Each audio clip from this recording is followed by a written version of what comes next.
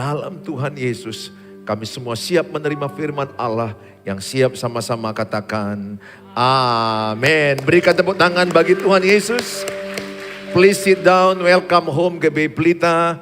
Nice meet you again. Dan silakan bergabung dengan sosial media gereja dan sosial media Bapak Gembala. Saudara, berapa banyak yang percaya bahwa Tuhan hadir di tempat ini? Lambaikan tangannya. Ku yakin Kau hadir di sini. Ku rasakan kuasa yang tak terbatas. Ku yakin Kau nyata di sini. Kemenangan terjadi di sini. Ku yakin Kau hadir di sini. Yakin Kau hadir di sini. Ku rasakan kuasa yang tak terbatas. Ku yakin Kau nyata di sini. Kemenangan terjadi di sini.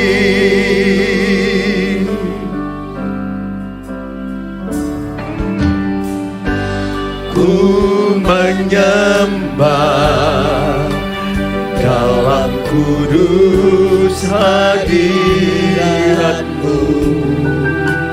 Hadiri tata kasih karunia-Mu Bapa.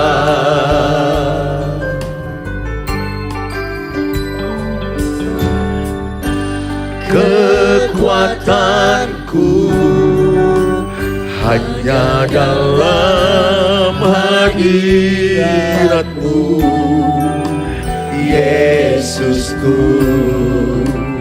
Hanya Kaulah segalanya. Mari angkat tanganmu. Ku yakin Kau hadir di sini. Ku rasakan kuasa yang tak terbatas. Ku yakin Kau nyata di sini.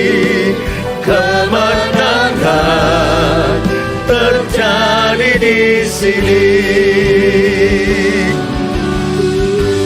Kau hadir di sini. Ku rasakan kuasa yang tak terbatas. Ku yakin Kau nyata di sini. Kemenangan terjadi. Sekali lagi katakan, ku yakin. Ku yakin Kau hadir di sini. Ku rasakan kuasa yang tak terbatas. Ku yakin Kau nyata di sini. Kesembuhan, kesembuhan terjadi di sini. Kemenangan, kemenangan terjadi di sini. Kelepasan, kelepasan terjadi di sini. Berikan tepuk tangan yang meriah. Haleluya. Shalom. Saudara yang saya kasihi, dalam nama Tuhan Yesus, sungguh senang bersama dengan saudara. Hari ini kita diberkati dengan firman Tuhan dengan tema hidup dalam kesatuan. Yang paling indah, yang paling rukun, yang paling indah, yang paling baik di hadapan Allah adalah rukun damai berabang adik. Kalau hidup rukun damai suami istri, ayah ibu dengan anak-anak, itulah yang paling baik di hadapan Tuhan. Dan doa Yesus pun sebelum ditangkap di Taman Getsemani, dia berdoa supaya setiap orang percaya bersatu. Inilah yang banyak dikerjakan iblis di akhir zaman ini, rumah tangga tidak bersatu. Iblis menghancurkan banyak pernikahan. Iblis banyak menghancurkan anak-anak, mental-mental sakit anak-anak sekarang. Karena rumah tangga dan keluarga yang hancur-hancuran. Dan banyak juga yang bermertua, beripar, enggak cakapan, enggak dekatan. Iblis enggak suka dengan kesatuan. Tapi Tuhan membela supaya kita bersatu. Amin. Bahkan di gereja Tuhan pun kadang ada perpecahan. Di dalam gereja pun kadang-kadang ada cekcok, ada keributan. Tuhan ingin persatuan. Bagaimana kita hidup dalam kesatuan? Kita belajar dari Efesus 4 ayat 1 sampai kepada ayat yang ke-7. Mari sama-sama kita membaca Efesus 4 ayat 1 sampai kepada ayat yang ke-7. 1, 2 ya. Sebab itu aku menasihatkan kamu, aku orang yang dipenjarakan karena Tuhan, supaya hidupmu sebagai orang-orang yang telah dipanggil berpadanan dengan panggilan itu. Hendaklah kamu selalu rendah hati, lemah lembut dan sabar. Tunjukkanlah kasihmu dalam hal saling membantu. Dan berusahalah memelihara kesatuan roh oleh ikatan damai sejahtera. Satu tubuh dan satu roh.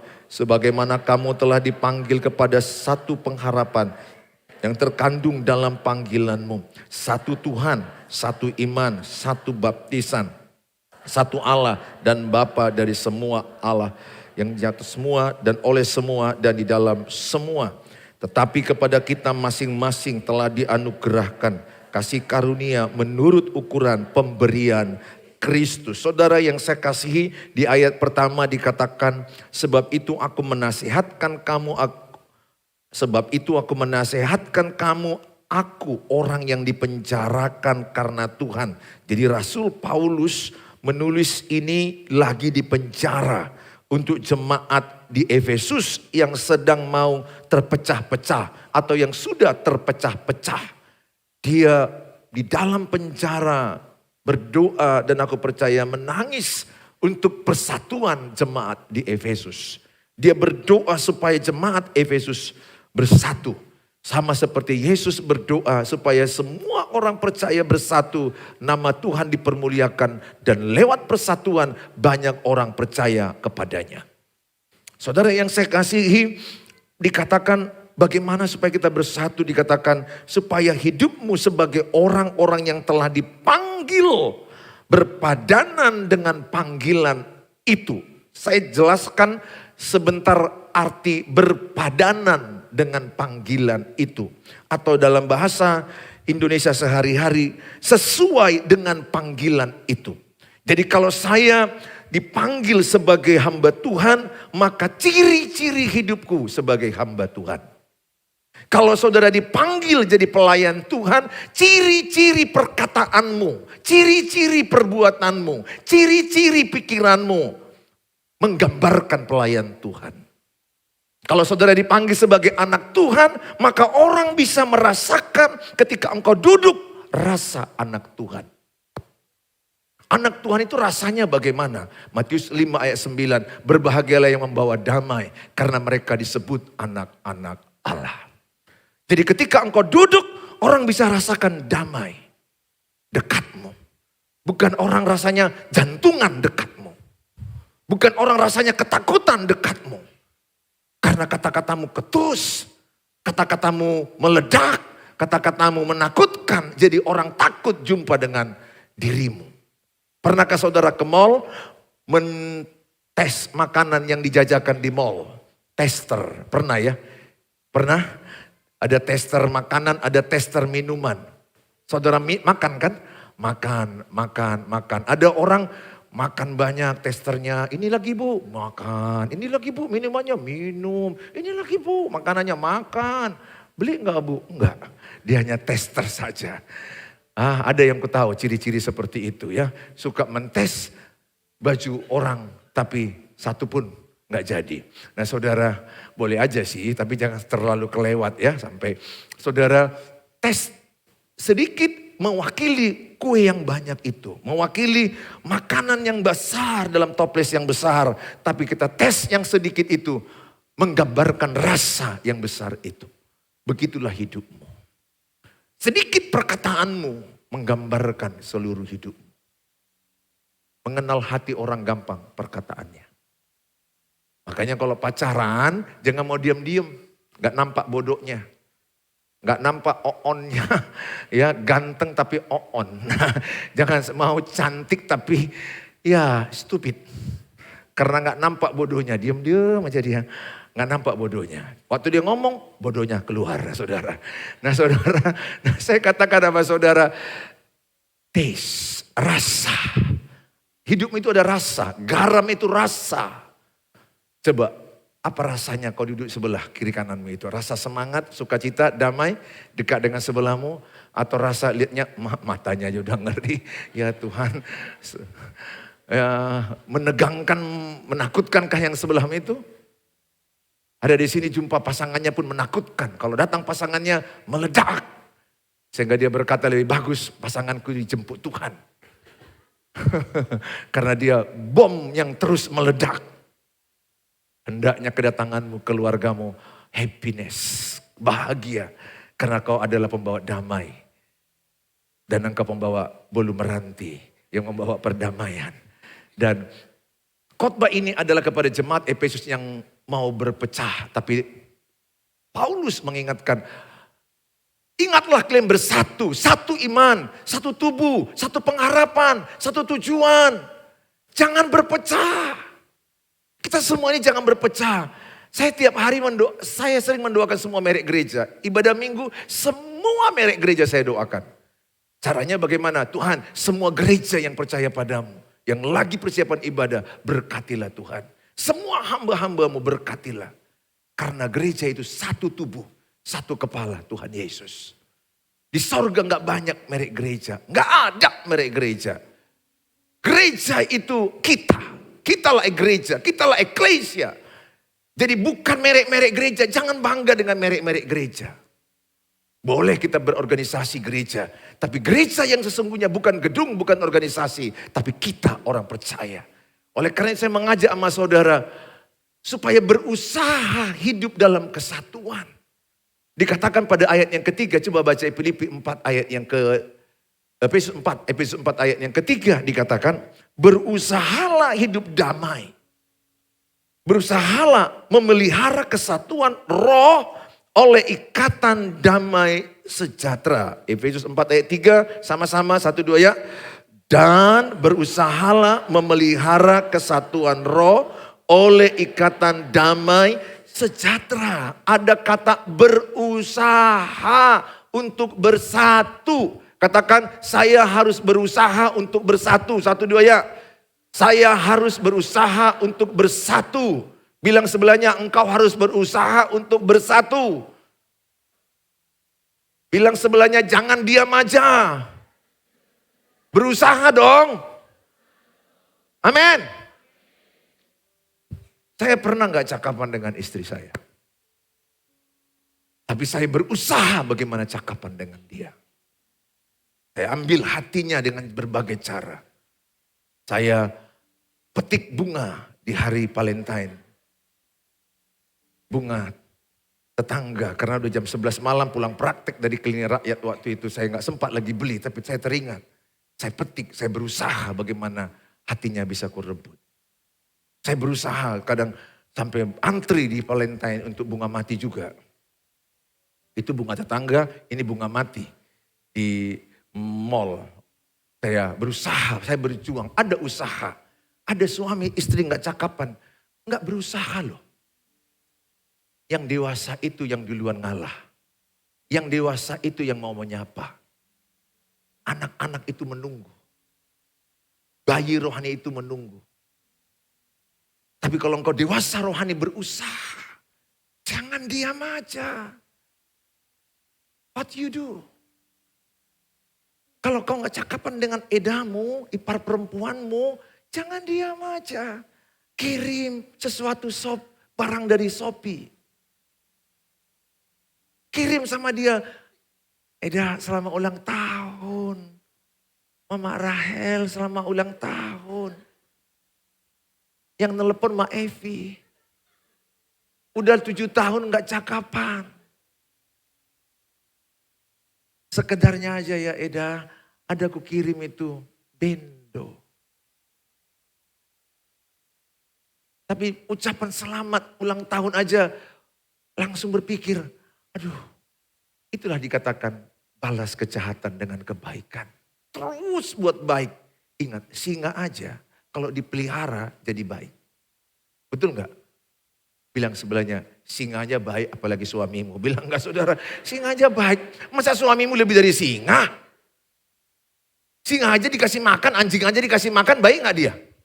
Baik. Kalahkan, berusaha hidup damai. Kalau dengan mertuamu nggak cakapan, usahakan kasih kado Natal, sarung kek, daster kek. Nggak mempan itu uang cash. Pasti dia akan bilang lagi sakit dia rawat. Gosip-gosipnya tentang dirimu rontok semua itu. Dia akan lihat yang nyata itu siapa yang mengasihi dia. Borunya kalah. Menantu perempuannya yang menang. Karena yang paling bukti mengasihi ketika sakit, siapa yang dekatmu. Ingat ya, siapa yang mengasihimu, siapa yang dekatmu pada waktu sakit.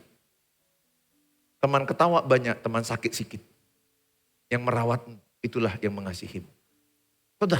Saudara yang saya kasihi, bagaimanakah kita membangun hidup supaya dalam kesatuan, ya, berusaha hidup satu.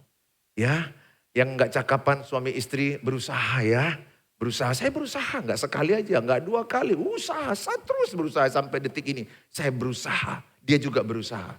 Istri saya berusaha, kami juga berusaha. Anak-anak kami juga berusaha. Enggak ada kesatuan otomatis, enggak ada. Satu pabriknya mereka, satu rahim. Tapi bertengkar karena harta warisan. Karena uang. Cinta uang akar segala kejahatan. Jadi untuk bersatu itu enggak bisa jadi otomatis tanpa usahamu. Mau doa kalipun, bahasa roh sekalipun. Kalau engkau tidak berusaha, tidak diberkati Tuhan. Engkau harus berusaha. Amin saudara. Ya, beberapa di antaramu dengan mertua CS sepertinya ada tidak enakan. Tapi pesanku samamu, berusahalah. Pulang dari sini telepon dia, kirimkan langsung sesuatu. Tapi jangan kau kirimkan yang COD, dia yang bayar. Bayar ya Inang. Dia bilang, mati maho katanya. Udah enak-enak tadi kita, udah kata-ketawa, maafan, aku lagi yang bayar kau bilang. Jangan-jangan jualanmu itu. Janganlah menghina mertuamu itu saudara. Bagaimanakah kita supaya hidup bersatu? Yang pertama, ayat 2 dikatakan, hendaklah kamu selalu rendah hati, lemah lembut, dan sabar. Tunjukkanlah kasihmu dalam hal saling membantu. Jadi kasih itu dalam hal saling membantu. Jadi ada 4 di sini. Kasih dalam saling membantu. Jadi mengasihi itu enggak perkataan, mengasihi itu perbuatan. Saling membantu. Kalau ada kau lihat anak abangmu enggak bisa sekolah, bantu. Jangan hanya doa. Anak adikmu nggak bisa sekolah, bantu. Tetanggamu nggak bisa makan, bantu dengan makanan. Nggak hanya doa, bantu. Kasih itu sacrifice. Kasih itu perbuatan. Kasih itu bukan teori, kasih itu bukan perkataan. Action. Yesus action, mati di kayu salib.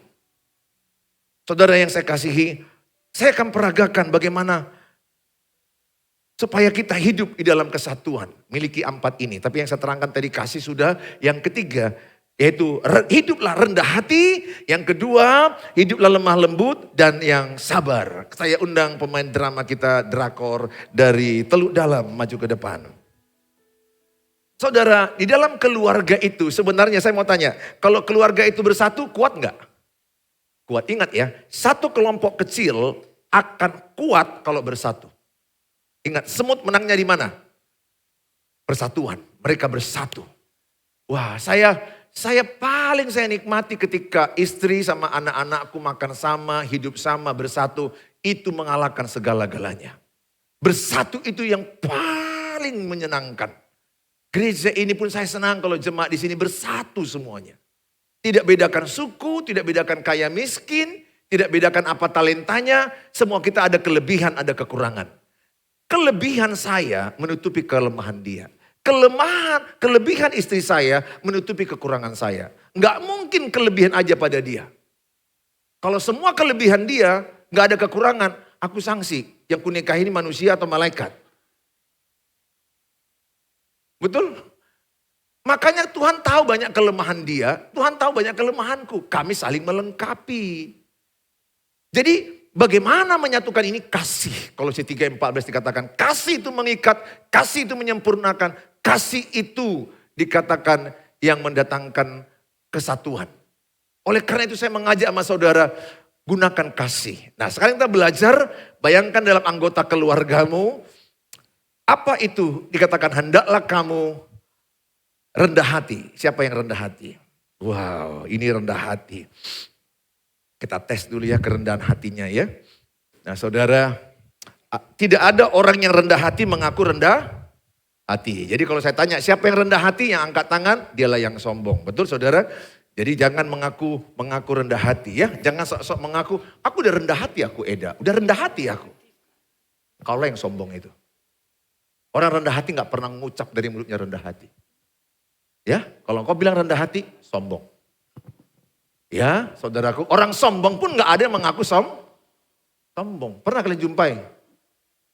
Aku pernah jumpa beberapa waktu yang lalu, pas di iCare dia bilang, aku Pak Pendeta, sombong kali aku Pak Pendeta. Karena sombong gitulah dipecat aku dari pekerjaan. Nah, ya, ini rendah hati juga ini. Dia ngaku dia, ya bagus. Tapi jangan teruskan kesombonganmu ya. Nah saudara, rumah tangga itu akan indah kalau bersatu. Bayangkan kalau mereka ini adalah satu keluarga yang luar biasa. Wow, ayah, ibu, anak. Wow, ini keluarga rukun bahagia. Karena mereka bersatu. Waduh, ingat ya, paling enak itu makan bukan apa yang dimakan, tapi dengan siapa makan. Saya seenak-enaknya kan ajak makan, sekali makan 1 juta. Tapi kalau yang kuhadapi orang-orang yang menakutkan, orang-orang yang meledak-ledak, orang-orang yang bisa pukul meja, orang-orang yang bisa mencekek, orang-orang yang maki. Tapi sekali makan 1 juta, gak akan mau aku.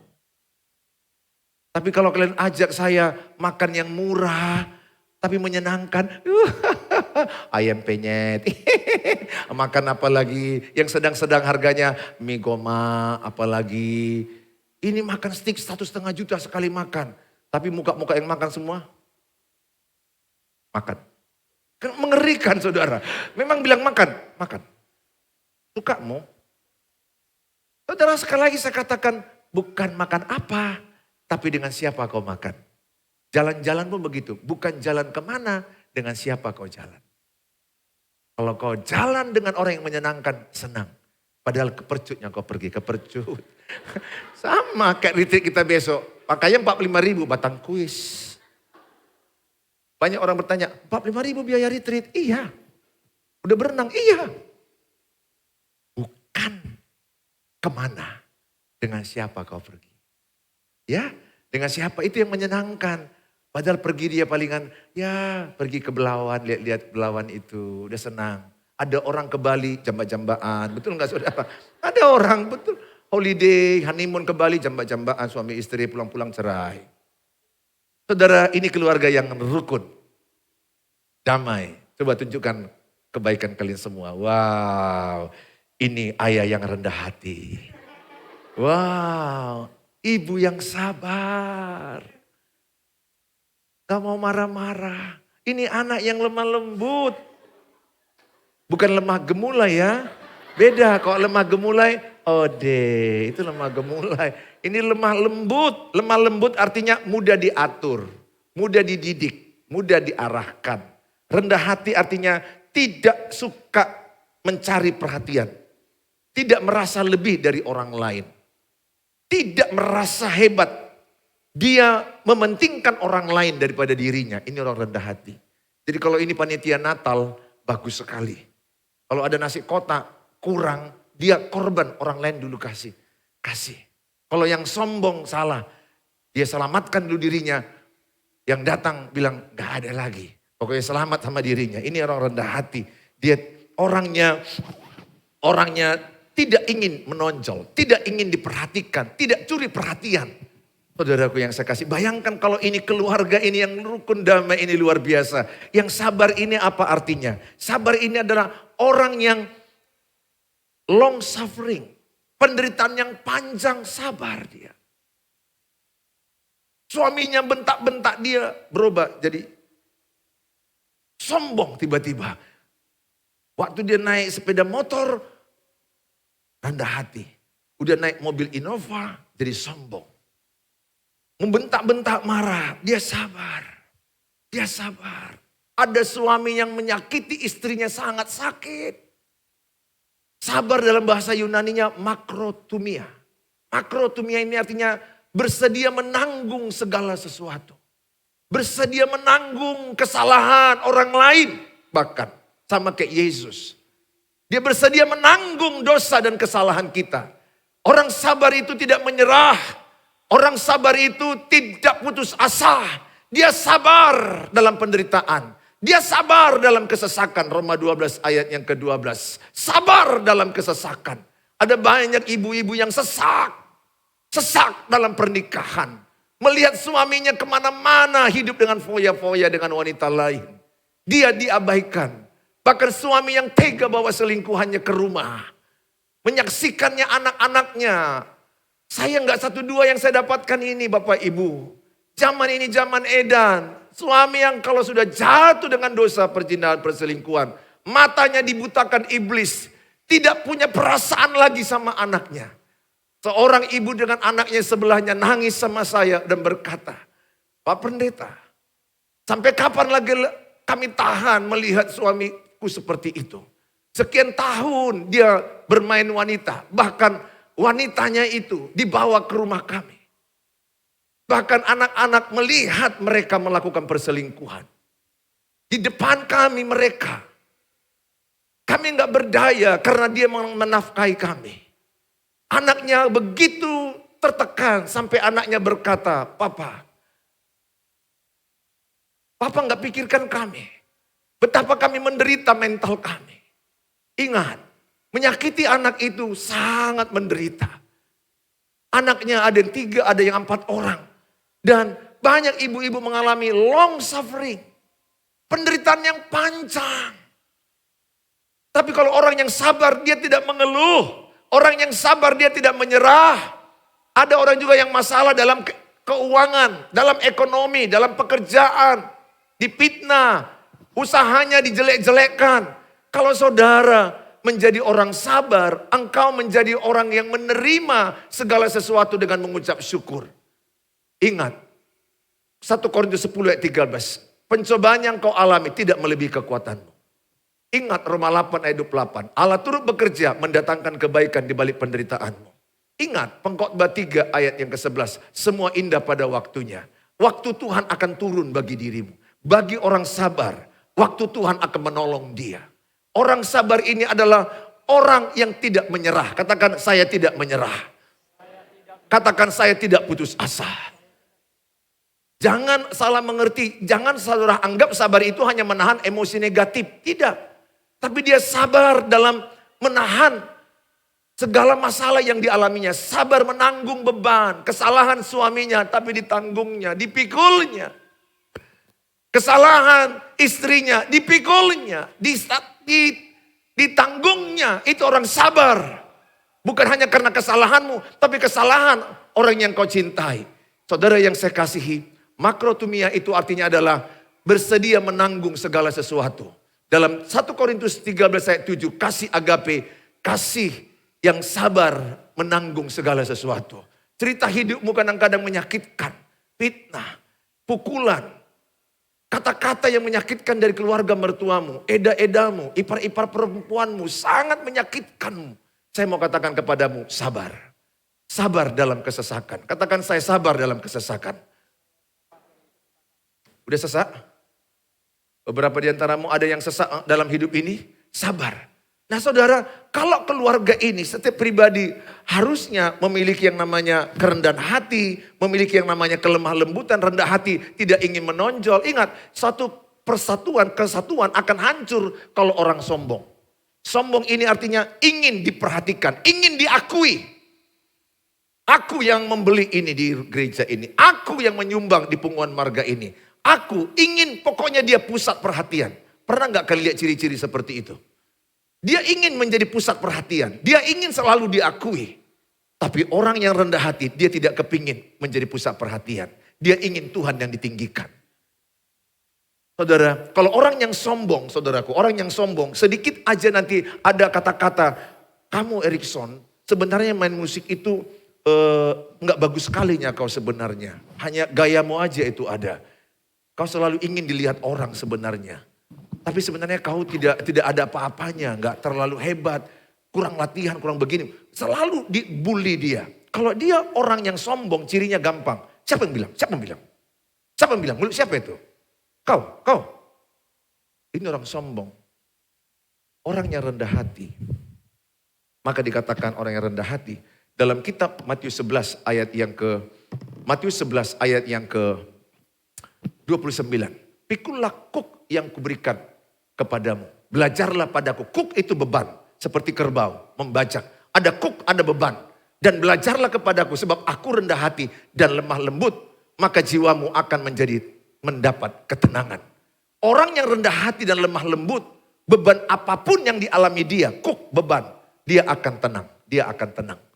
Artinya dia tidak akan marah ketika ada orang bilang, sebenarnya kau hanya bergaya aja. Sebenarnya kau menjadi orang yang hanya tampil. Tapi sebenarnya kau gak ada apa-apanya. Kau tidak ada persiapan apa-apa. Kau tidak hebat. Kau jelek. Nah, ada orang yang bilang begitu. Maka engkau jawab apa? Apa yang kau jawab? Entah sombongnya kau coba jawab apa? Aku ingin tahu juga. Karena kadang-kadang kan ada kata-kata orang yang kita dengar tentang kita negatif. Siapa yang pernah mendengar kata-kata tentang dirinya negatif? Pernah? Yang pernah mendengar? Pernah ya? Yang selebihnya ini manusia dari mana saya nggak tahu lah. Nggak tahu. Oh, aku aja yang pernah dengar. Pernah dengar ya tentang kita negatif, kata-kata orang di kumpulan. Oke, apa reaksi?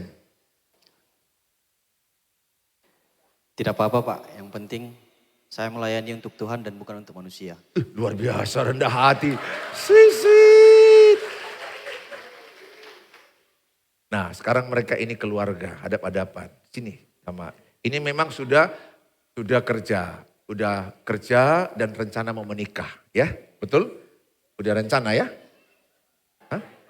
Hah? Iya, rencana ya, mungkin berapa tahun ke depan? 2-3 tahun atau 20 tahun lagi? Ya nggak apa-apa ya. Nah, saudara, kalau mereka ini menikah, bayangkan kalau dia ini menjadi istri yang suka marah. Bayangkan angka tinggi. Wow. Ya, banyak loh orang mukanya cantik tapi pemarah. Lebih suka mana kau menikah dengan orang mukanya cantik pemarah daripada orang yang mukanya itu alamak jang. Alamak jang artinya kalau lihat dia kita perlu berdoa dulu. Ya Allah, ya Tuhan, ini manusia dari mana? Tapi sabar. Sabar dia. Pasti kau akan pilih yang kedua. Sabarnya yang penting. Karena setelah menikah kau tidak menikmati ganteng dan cantik. Setelah menikah yang kau nikmati kesabarannya. Ya sabar dia. Bayangkan kalau engkau menikah dengan orang yang pemarah. Ibu yang pemarah. Marah terus. Pokoknya tanda-tanda dia hadir. Marahnya itulah pokoknya. Bahasa roh aja bisa ditafsirkan. Bahasa dia gak bisa ditafsirkan. Waduh, marahnya itu ada yang ngeri-ngeri sekali. Ada yang kalau marah kata-kata binatang. Ingat, kalau engkau bilang sesamamu binatang, berarti engkau menggambarkan dirimu binatang. Karena manusia sama seperti dirimu. Makanya saya tidak pernah menyebut orang binatang. Karena orang itu sama kayak saya. Jadi kalau saya bilang seseorang, anak saya bilang anjing, berarti saya menggambarkan diriku anjing. Karena anjing hanya akan lahir dari bapak mamanya anjing. Betul, logika lah. Mana ada anjing lahir bapaknya manusia, mamanya bodat? Mana pernah? Lahir jenis apa itu? Bapaknya manusia, mamanya bodat. Lahir anjing. Ada orang kalau marah, binatang-binatang semua. Semua di rumahnya itu anak-anak itu dibinatangi. Kau bodat sini. Herek kau di sini. Monkey kau di sini. Gorilla kau di sini. Jadi dia manusia apa kira-kira? Please, don't do it. Saudara, ada orang ibu yang marah-marah terus. Untung dia jumpa, biasanya Tuhan itu baik. Akan jumpa pasangan yang rendah hati. Dimarah-marahi oleh dia. Oh kau ya, makan enak, masa nggak tahu? Makan aja kerjamu. Kau bilang apa? Istri yang marah. Ya apa kau bilang? Tadi udah lulus rendah hati, sekarang kau istrimu bisa bilang gitu loh setelah menikah. Jangan kau pikir semua istri-istri ini setelah menikah semuanya imut-imut. Amit-amit banyakan. Jangan, enggak, harus kau kasih tahu samamu. Sekarang ya kau lihat itu gini-gini. Iya bang, makan apa bang Erikson? Mie goreng, mie kuah. Nanti setelah menikah lain, mau aku goreng kau. Nah beda. Bukan mie mau digorengnya kau, mau digorengnya aku goreng kau. Hah? Ngomong lagi, ngomong. Ya, laki-laki semua ya, perhatikan. Itu semua istri-istri yang kau lihat itu sekarang-sekarang aja gini-gini. Iya bang, pasti kau gak akan mau menikahi dia kalau semua ditunjukkannya kepadamu. Hidup ini penuh dengan sandiwara. Jangan sampai terperangkap di kandang penjara. Saudara, iya. Oleh karena itu kalau dia marah-marah, biasanya Tuhan memberikan pasangan yang saling melengkapi, betul nggak? Bayangkan kalau dua-duanya marah-marah, tunjukkan yang sombong, marah-marah. Dimarahi yang si sombong. Iya, kamu makan aja, pulang malam-malam, makan congok. Bareng segitu terus. Entah apa yang kau makan, kemana yang kau makan itu? Manusia apa kau, entah apa. Entah apalah dibilang dia, namanya udah marah, nggak terkendali. Kalau dia sombong, dia akan bilang apa? Dia akan bilang suka-sukaku lah katanya. Itu masih baik. Bisa lebih parah lagi kena jumpa sombong. Kalau sombong dengan sombong yang menikah, bubar, cerai. Cerai, betul. Sombong, pemarah dengan pemarah menikah, cerai. Nggak tahan. Ingat ya yang pacaran ya, kalau kau marah-marah sama pacarmu pada waktu pacaran sebentarnya itu kau jumpa. Dia marahlah samamu di malam minggu, seminggu lagi kan nggak jumpa atau 3 hari lagi nggak jumpa. Kalau suami istri marah-marahan, lagi makan lihat dia, lagi tidur lihat dia, di kamar lihat dia, di kamar mandi jumpa dia lagi.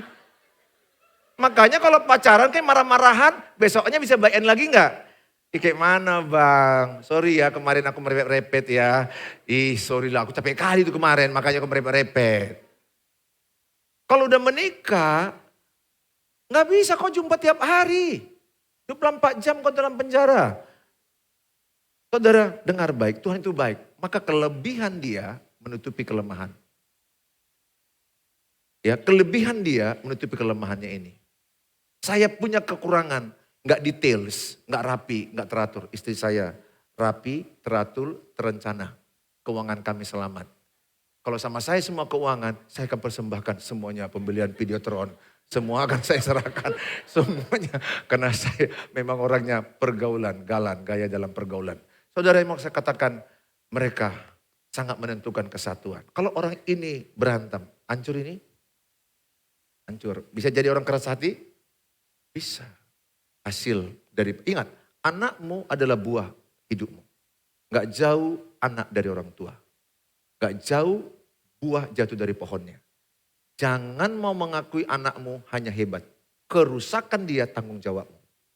Kerusakan dia tanggung jawabmu. Bagaimana anakmu? Karena itulah caramu mendidiknya. Ingat, tidak ada anak yang jahat.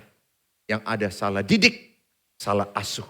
Saudara yang saya kasihi, mereka memperankan orang yang keras hati, payah dibentuk. Orang yang lemah lembut, gampang dibentuk. Saya berdoa semua kita di sini, orang yang lemah lembut, mudah dibentuk, dididik. Saya berdoa semua kita menjadi orang rendah hati, gak ingin menonjol, gak ingin cari perhatian, gak ingin dipuji, gak nunggu-nunggu orang lain ditepuk tangani, gak menunggu orang lain mengakui dia. Jadilah orang rendah hati dan jadilah orang sabar. Seberapa banyak penderitaanmu, seberapa panjang penderitaanmu saat ini. Saya mau katakan, sabarlah. Bersama Tuhan engkau akan sanggup menanggung segala beban yang kau alami. Dan saya percaya, indah pada waktunya engkau akan mendapat jawaban Tuhan. Kalau bertanya ke saya, berapa lama Pak Pendeta? Yusuf 13 tahun. Menantikan jawaban. Dan Tuhan mengangkat dia tinggi. Kalau engkau sabar, engkau menyelamatkan pernikahanmu. Kalau engkau sabar, engkau menyelamatkan anak-anakmu. Kalau saya dulu gak sabar sama dia, kalau dia dulu gak sabar sama kami, sama saya, berarti kami sama-sama tidak sabar, kami akan bubar. Kalau kami bubar, anakku si Hani jadi apa? Si Jamie jadi apa? Cucuku jadi apa? Panjang pikiranku. Manusia di akhir zaman berpikir tidak panjang. Anak Tuhan berpikir panjang. Saya pikirkan anakku, kupikirkan cucuku yang akan ada. Oleh karena itu saya belajar sabar, dia juga belajar sabar. Kami saling menerima kekurangan sehingga kami bertahan dalam badai. Dan puji Tuhan, kami lewati badai itu. Dan sekarang kami bisa menikmati anak-anak kami bisa dipakai Tuhan di sekolah, bisa dipakai Tuhan di pelayanan. Karena mereka hasil daripada keluarga yang sabar. Jangan katakan kami gak punya masalah. Jangan katakan kami gak punya badai. Gelombang badai hidup kami banyak.